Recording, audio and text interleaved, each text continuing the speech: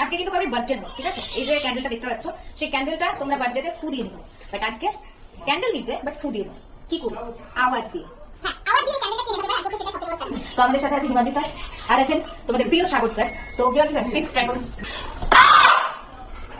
হয়ে গেছে? পাঁচ থেকে লোকজন চলে আসবে এখন। সাগর স্যার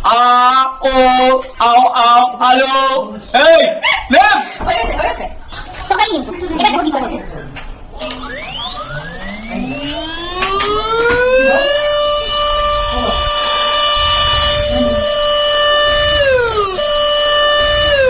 কি মনে হয় স্যার, এই যে এভাবে এটা নিভে গেল কিভাবে?